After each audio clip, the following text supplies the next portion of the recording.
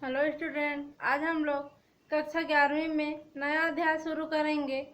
अध्याय 5, जिसमें दिया गया है पदार्थ या द्रव्य की अवस्थाएं, जिसमें मुख्य रूप से पढ़ना है गैस एवं द्रव के बारे में। तो जो पदार्थ या द्रव्य रहता है उसकी साधारण जो भौतिक अवस्था है उसको 3 भागों में बांटा गया है, ठोस, द्रव और गैस। तो इस अध्याय में हमें मुख्य रूप से अध्ययन करना है गैस और द्रव के बारे में। तो पहले क्लास में हम लोगों ने एकल परमाणु के बारे में देखा था, अणु के बारे में देखा था, उनके आकार, इलेक्ट्रॉनिक विन्यास, उनकी एंथैल्पी, आयनन एंथैल्पी, इलेक्ट्रॉन बंधुता, इन सब के बारे में पूरा पढ़ चुके हैं।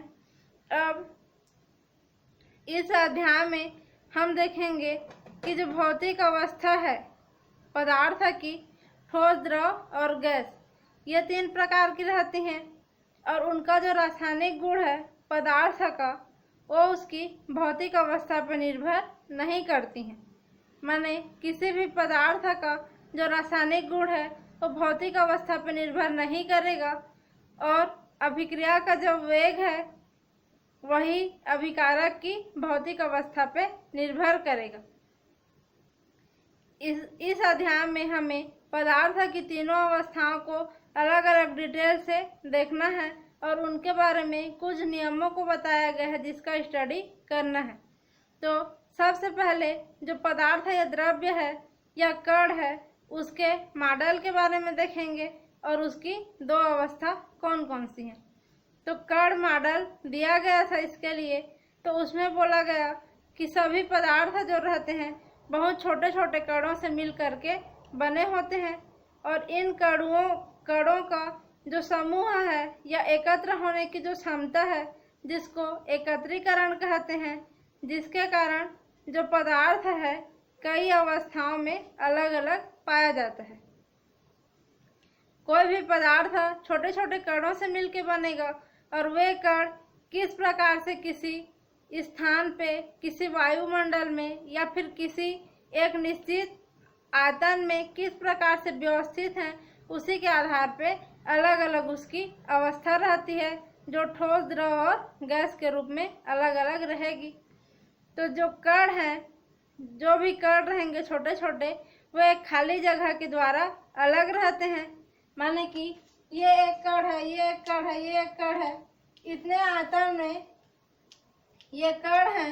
तो ये कण के बीच यहाँ पे जो ये खाली जगह है, यहाँ पे जो खाली जगह है, यह जो खाली जगह पाया जाएगा कणों के बीच में खाली जगह जो पाया जाएगा वो कहलाएगा रिक्तिका या फिर वॉइड, जिसको इंग्लिश में बोला जाता है वॉइड या फिर रिक्तिका।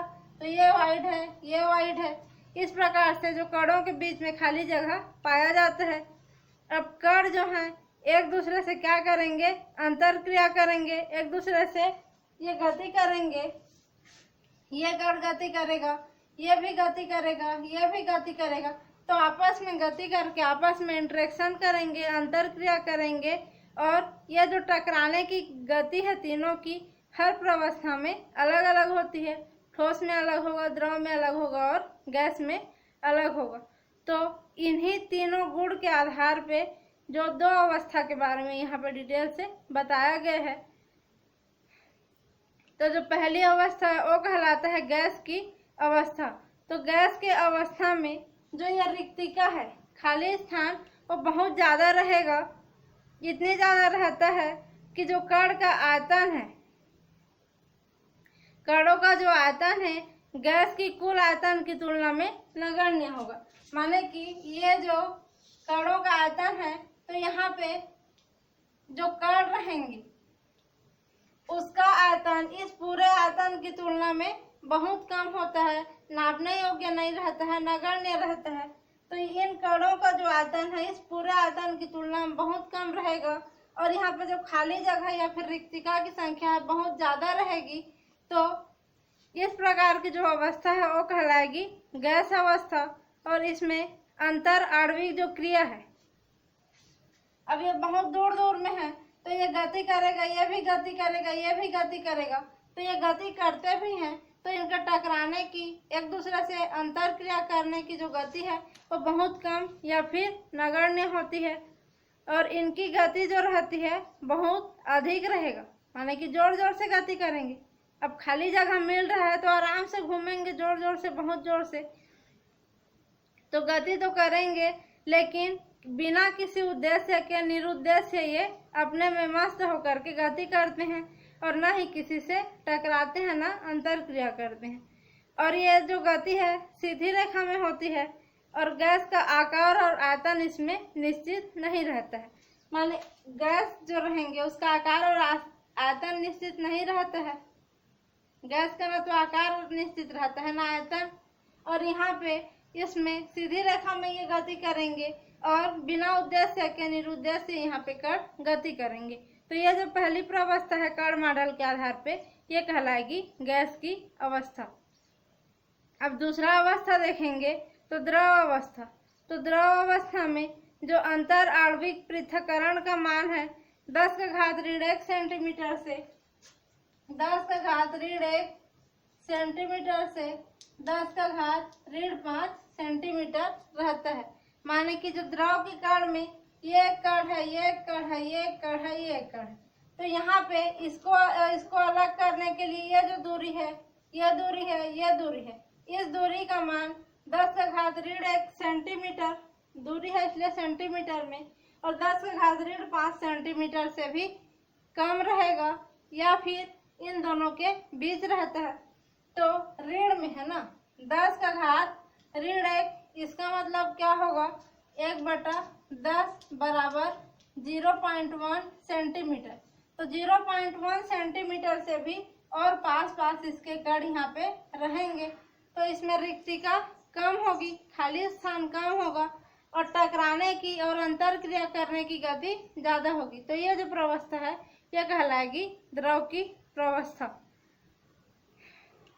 उसके बाद जो पदार्थ के तीनों अवस्थाओं में अंतर आणविक आकर्षण बल, ये एक पदार्थ है, उसके अंदर जो अणु है वो कहलाएगा अंदर का अणु या अंतर अणु।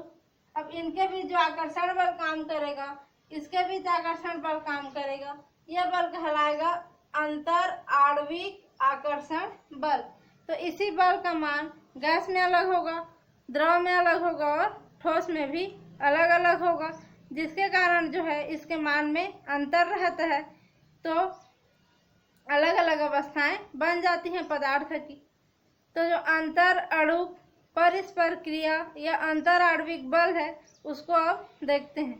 तो जो पदार्थ रहता है, किसी भी पदार्थ में 2 प्रकार के बल पाए जाते हैं, जिसको अंतर आणविक परस्पर क्रिया या फिर अंतर आणविक बल कहते हैं। तो जो प्राथमिक बल है वह आणिक यौगिक या फिर जिसको स्थिर विद्युत यौगिक, आणिक यौगिक में स्थिर विद्युत आकर्षण बल या फिर आणिक बल पाया जाता है, जिसके कारण उसके 2 आयन आपस में बंधे रहते हैं। तो वो जो बल है वो आणिक यौगिक में पाया जाएगा, और जो सहसंयोजक यौगिक हैं उसमें सहसंयोजक बल पाया जाता है।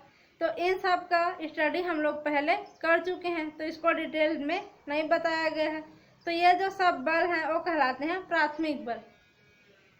अब दूसरा आता है द्वितीयक बल। तो जो पदार्थ के अणु के बीच आपस में क्या होगा, आकर्षण होगा। कभी कभी समान आवेश वाले रहेंगे तो प्रतिकर्षण भी होगा। तो आकर्षण होता है और प्रतिकर्षण लगातार होता रहता है। पदार्थ है उसके अणुओं के बीच कभी आकर्षण होगा, कभी प्रतिकर्षण होगा, कभी एक दूसरे के पास आएंगे, कभी एक दूसरे से दूर जाएंगे, ऐसे ऐसे ऐसे ऐसे टकराते रहेंगे। तो कभी आकर्षण होता है, कभी प्रतिकर्षण होता है। तो जो इसमें से आकर्षण बल का मान अधिक प्रभावी रहेगा, और अलग अलग अणुओं के बीच जो लगने वाला आकर्षण बल है वही कहलाता है अंतर आणविक बल। इस अणु में इन दोनों के बीच अलग आकर्षण बल रहेगा, इसके बीच अलग आकर्षण बल, इसके बीच अलग आकर्षण बल। तो इन सब का जो औसत मान है वही कहलाएगा अंतर आणविक आकर्षण बल। तो अलग अलग अणुओं के बीच जो लगने वाला आकर्षण बल है वही कहलाता है अंतर आणविक बल, अणु के अंदर का बल। तो ये कई प्रकार की होती हैं। संरचना और भौतिक गुणों को भी ये बल प्रभावित करता है। तो ये जो बल है 6 प्रकार के रहते हैं। पहला आता है द्विध्रुव अंतर आकर्षण बल। दूसरा है आयन द्विध्रुव अंतर आकर्षण बल। तीसरा है आयन प्रेरित द्विध्रुव अंतर आकर्षण बल। चौथा है तात्क्षणिक द्विध्रुव अंतर आकर्षण बल। और छठवां है हाइड्रोजन बंध। तो हाइड्रोजन बंध के बारे में हम लोग पिछली क्लास में बहुत अच्छे से पढ़े हैं। उसके बाद द्विध्रुव माने कि जिसमें 2 ध्रुव पाए जाएंगे, धन आवेश और ऋण आवेश, तो उनके बीच जो आकर्षण बल पाया जाएगा वो कहलाएगा द्विध्रुव अंतर आकर्षण बल। और आयन और द्विध्रुव के बीच भी बल पाया जाता है, तो इन सबको दिया गया है। तो इसमें हम लोग सबसे पहले देखेंगे तात्क्षणिक द्विध्रुव अंतर आकर्षण बल या फिर लंदन बल।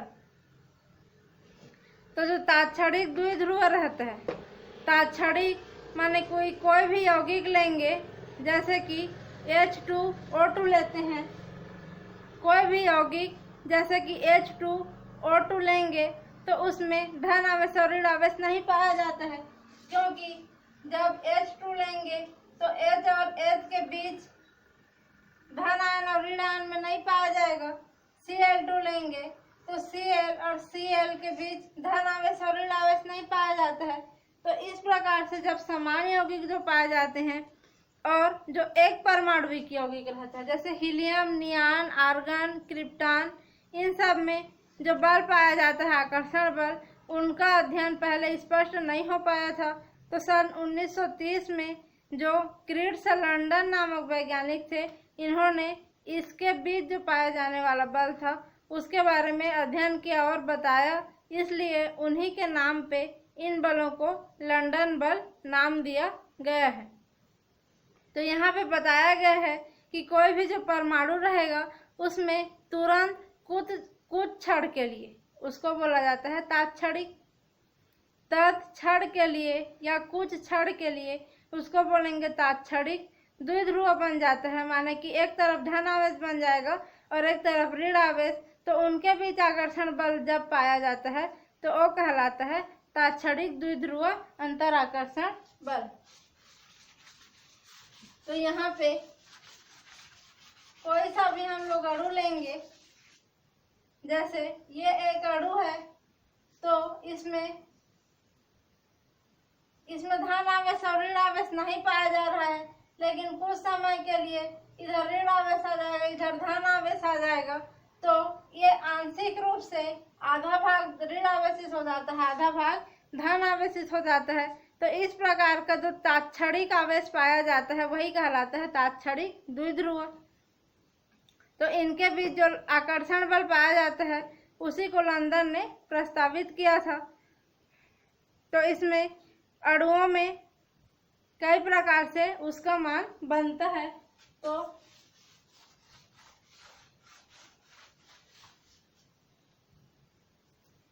ये हो गया, ये है। तो यहाँ पे देखेंगे तो ये वाला भाग पॉजिटिव है, इधर वाला भाग हो जाएगा ऋणात्मक। तो इसको जब लिखेंगे तो यहाँ पे धन आवेश है, द्विध्रुव को इस चिन्ह के द्वारा लिखते हैं। तो जिधर धन आवेश रहेगा उसको ऐसा लिखते हैं और इधर ऋण आवेश है।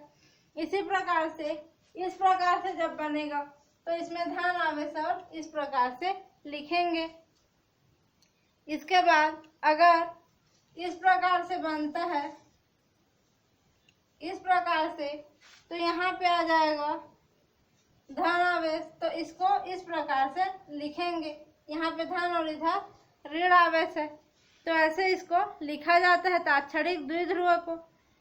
तो जो हमेशा आकर्षण बल रहता है वो लघु दूरी पे, दूरी बहुत कम जब रहेगी, लगभग 500 पिकोमीटर की जो दूरी रहेगी, उसी समय यह तात्क्षणिक बल काम करेगा। तो इसमें आकर्षण बल के बीच की जो दूरी रहेगी उस पर यह निर्भर करता है। तो इसकी निर्भरता देखेंगे तो सबसे पहले आएगा आकर्षित जो कण रहेगा उनके बीच की दूरी।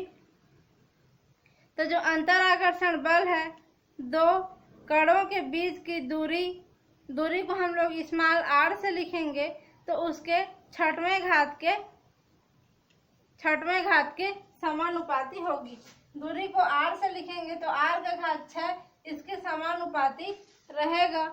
इसमें अंतर क्रियाशील कणों के बीच की दूरी। दूसरा है आणविक भार और आणविक आकार।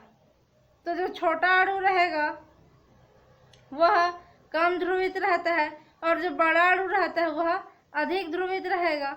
तो विसरण या फैलाव का मान जो है वह भी कम रहता है छोटे अणुओं में और बड़े अणु में ज़्यादा पाया जाएगा। तो जब फ्लोरीन, क्लोरीन, ब्रोमीन, आयोडीन को देखेंगे तो आयोडीन का आकार बड़ा रहता है, तो उसमें अंतर आकर्षण बल का मान भी ज़्यादा रहेगा। और फ्लोरीन का आकार छोटा रहता है तो उसमें अंतर आकर्षण बल का मान भी कम रहेगा। अब आणविक द्रव्यमान। तो जब मोलर द्रव्यमान माने अणु का द्रव्यमान या भार जैसे जैसे बढ़ता जाता है तो अणुओं में अधिक संख्या में इलेक्ट्रॉन आएगा। द्रव्यमान बढ़ेगा तो नाभिक का द्रव्यमान बढ़ेगा, तो प्रोटॉन बढ़ेगा तो इलेक्ट्रॉन भी बढ़ेगा। तो इलेक्ट्रॉन बढ़ेगा तो इलेक्ट्रॉन की संख्या में बढ़ने से जो परिक्षेपण बल का मान है और शक्ति का मान है वो भी उच्च होगा। अब देखेंगे आणविक ज्यामिति या फिर आकार। तो जो परिक्षेपण बल है उसका मापन एक महत्वपूर्ण कारक रहता है जिसमें आकार की भी भूमिका रहती है। तो जिसमें बड़ा आणविक क्षेत्र रहेगा, मान लीजिए जिसमें फैला हुआ आणविक क्षेत्र पाया जाएगा, उसके अणुओं के बीच जैसे ये इसका क्षेत्रफल यहाँ पे बस है तो ये कम है और ये पूरा फैला हुआ है, तो इसके पूरे भाग में माने कि इसको चिपकने के लिए जगह मिलेगा। तो इसका क्षेत्रफल फैला हुआ बड़ा है और इसका क्षेत्रफल कम है। तो बड़े वाला जो प्रसार रहता है उसमें ज़्यादा संपर्क क्षेत्र मिलता है और छोटे वाले में कम संपर्क क्षेत्र रहता है। तो जो रहेगा अणुओं के बीच संपर्क का क्षेत्र अगर ज़्यादा है, ज़्यादा फैलाव है, तो उनके लिए जो क्वथनांक का मान है वो ज़्यादा रहता है और कम फैला रहेगा उनके लिए क्वथनांक का मान कम रहता है। उदाहरण के लिए हम लोग देखेंगे पेंटेन, नॉर्मल पेंटेन, आइसोपेंटेन और फिर नियोपेंटेन। तो जो नॉर्मल पेंटेन रहता है, पेंटेन कहने का मतलब है पेंटा माने कि 5 कार्बन वाला।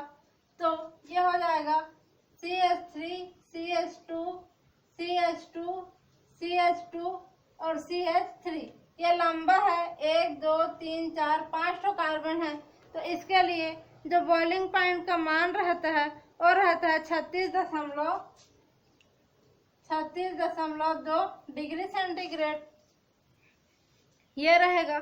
जब इसमें आइसोपेंटेन देखेंगे तो ये हो जाता है CH3, यहाँ पे CH हो जाएगा और एक CH2 और इसमें का एक H मिल करके यहाँ पे CH3 के रूप में शाखा बना लेंगे। अब ये वाला CH2 और ये वाला CH3, यहाँ पे इसकी लंबाई कम हो गई तो यहाँ पे जो क्वथनांक का मान है, बॉइलिंग पॉइंट का मान, ये भी यहाँ पे कम हो जाएगा। इसके लिए हो जाएगा 26.8 डिग्री सेंटीग्रेड। इसी प्रकार से अगर इसमें एक और शाखा नीचे लग जाएगी तो यहाँ पे क्वथनांक का मान और कम हो जाता है। अब देखेंगे द्विध्रुव अंतर आकर्षण बल या फिर उसको बोला जाता है किसन बल। तो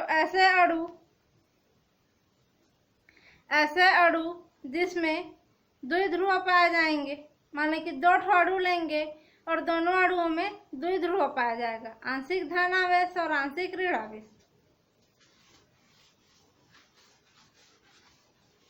2 अणु लेंगे हम लोग जैसे कि HCl और HCl, तो ये इस प्रकार से रहेगा और ये इस प्रकार से।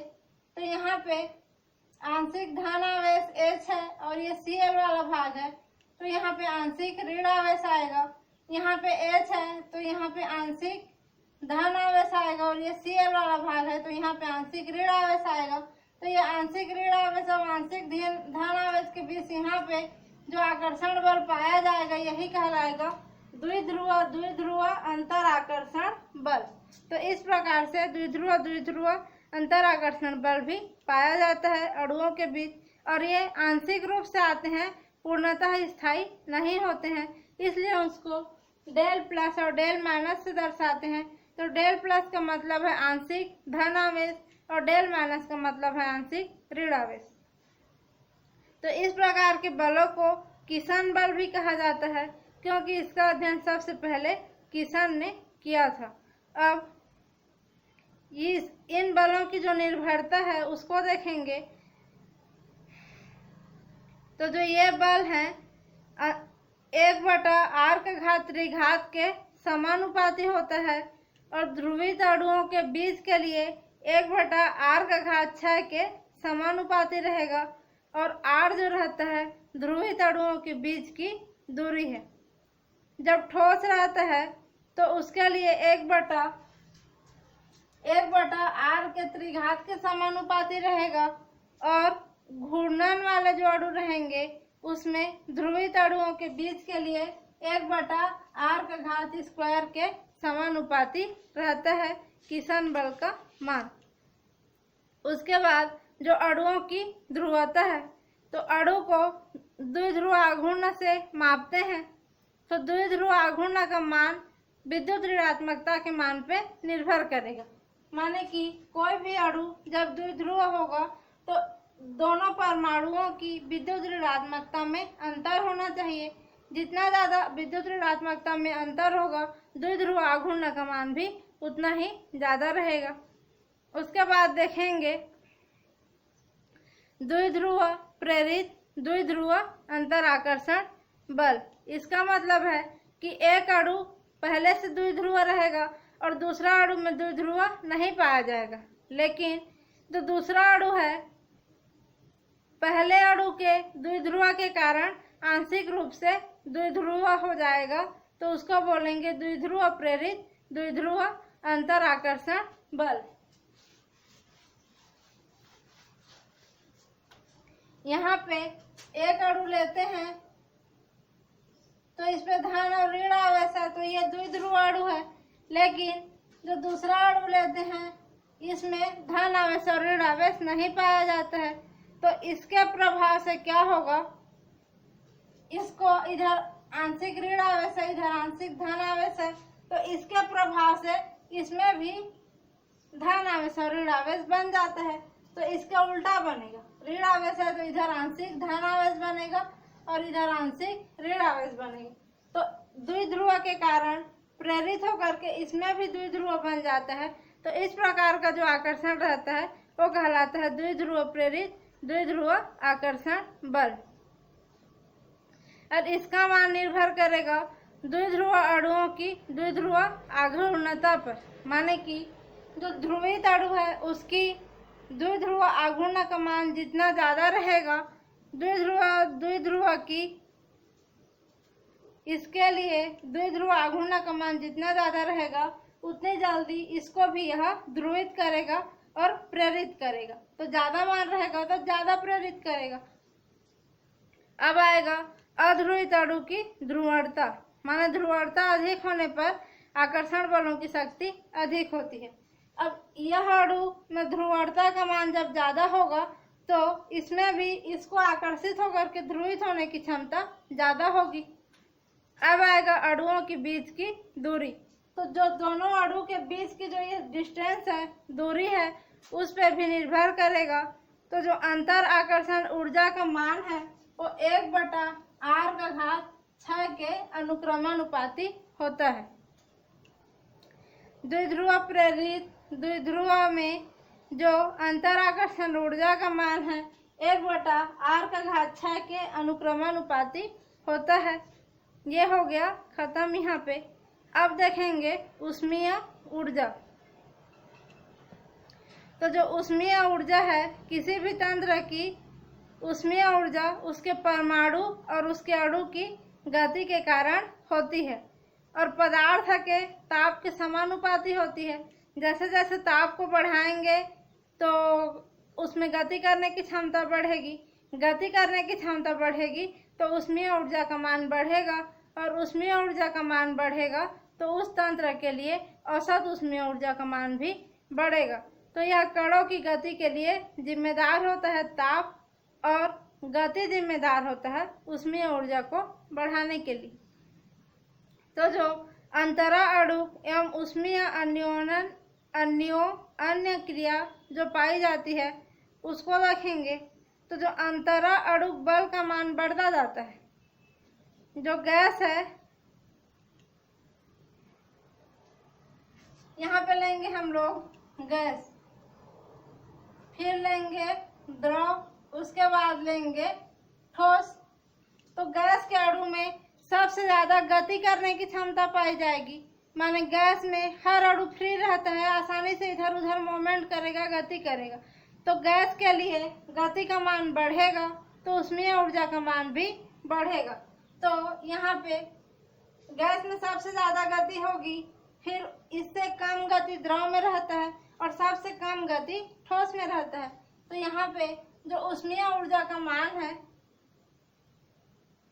यहाँ पे ऊष्मीय जो ऊर्जा का मान है वह इधर बढ़ते हुए आएगा। सबसे कम रहेगा ठोस के लिए, फिर द्रव के लिए ऊष्मीय ऊर्जा बढ़ेगा, और गैस के लिए ऊष्मीय ऊर्जा का मान सबसे ज्यादा बढ़ेगा, क्योंकि इसमें गति करने की क्षमता बढ़ रही है। लेकिन जो अंतर आणविक आकर्षण बल का मान है, यहाँ पे जो अंतर आणविक आकर्षण बल है, माने कि यह ठोस है तो इसके कण पास पास रहेंगे इस प्रकार से। द्रव में क्या होगा, थोड़े दूर दूर रहेंगे,